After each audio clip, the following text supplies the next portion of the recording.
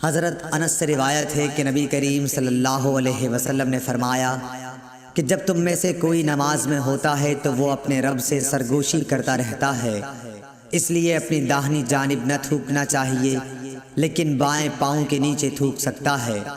اور سعید نے قتادہ سے روایت کر کے بیان کیا کہ آگے یا سامنے نہ تھوکے، البتہ بائیں طرف پاؤں کے نیچے تھوک سکتا ہے۔ اور شعبہ نے کہا کہ اپنے سامنے اور دائیں جانب نہ تھوکے بلکہ بائیں طرف یا پاؤں کے نیچے تھوک سکتا ہے۔ اور حمید نے انس بن مالک سے، وہ نبی صلی اللہ علیہ وسلم سے روایت کرتے ہیں کہ قبلے کی طرف نہ تھوکے اور نہ دائیں طرف، البتہ بائیں طرف یا پاؤں کے نیچے تھوک سکتا ہے۔ صحیح بخاری حدیث نمبر 531۔ انس بن مالک رضی اللہ تعالی عنہ نبی کریم صلی اللہ علیہ وسلم سے روایت کرتے تھے، کیا حضور صلی اللہ علیہ وسلم نے فرمایا کہ سجدہ کرنے میں اعتدال رکھو، سیدھی طرح پر کرو، اور کوئی شخص تم میں سے اپنے بازوؤں کو کتے کی طرح نہ پھیلائے۔ جب کسی کو تھوکنا ہی ہو تو سامنے یا داہنی طرف نہ تھوکے، کیونکہ وہ نماز میں اپنے رب سے پوشیدہ باتیں کرتا رہتا ہے۔ صحیح بخاری حدیث نمبر 532۔ زید بن وہب ہمدانی نے ابو ذر رضی اللہ تعالی عنہ سے روایت کیا ہے کہ نبی صلی اللہ علیہ وسلم کے مؤذن بلال نے ظہر کی اذان دی تو آپ صلی اللہ علیہ وسلم نے فرمایا کہ ٹھنڈا کر، ٹھنڈا کر، یا یہ فرمایا کہ انتظار کر، انتظار کر، اور فرمایا کہ گرمی کی تیزی جہنم کی آگ کی بھاپ سے ہے، اس لیے جب گرمی سخت ہو جائے تو نماز ٹھنڈے وقت میں پڑھا کرو۔ پھر ظہر کی اذان اس وقت کہی گئی جب ہم نے ٹیلوں کے سائے دیکھ لیے۔ صحیح بخاری حدیث نمبر 535۔ ابو ہریرہ رضی اللہ تعالی عنہ نبی کریم صلی اللہ علیہ وسلم سے روایت کرتے ہیں کہ حضور اکرم صلی اللہ علیہ وسلم نے فرمایا کہ جب گرمی تیز ہو جائے تو نماز کو ٹھنڈے وقت میں پڑھا کرو، کیونکہ گرمی کی تیزی دوزخ کی آگ کی بھاپ کی وجہ سے ہوتی ہے۔ صحیح بخاری حدیث نمبر 536۔ دوزخ نے اپنے رب سے شکایت کی کہ اے میرے رب، آگ کی شدت کی وجہ سے میرے بعض حصے نے بعض حصے کو کھا لیا ہے۔ اس پر اللہ نے اسے 2 سانس لینے کی اجازت دی، ایک سانس جاڑے میں اور ایک سانس گرمی میں۔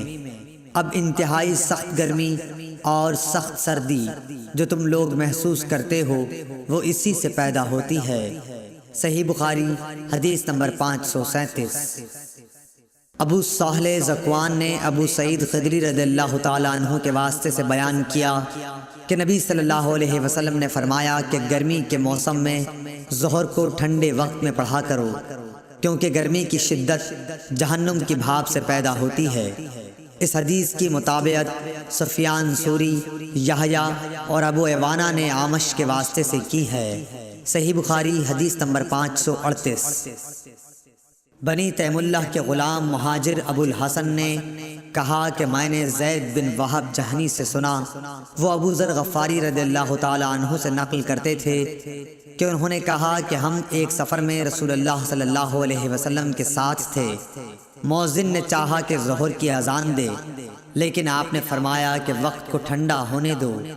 مؤذن نے تھوڑی دیر بعد پھر چاہا کہ اذان دے، لیکن آپ نے فرمایا کہ ٹھنڈا ہونے دو۔ جب ہم نے ٹیلے کا سایہ ڈھلا ہوا دیکھ لیا تب اذان کہی گئی۔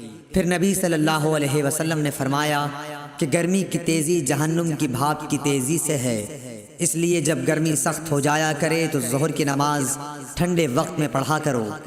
ابن عباس رضی اللہ تعالی عنہ نے فرمایا یطفیو کا لفظ جو سورہ نحل میں ہے کہ معنی یتمیل۔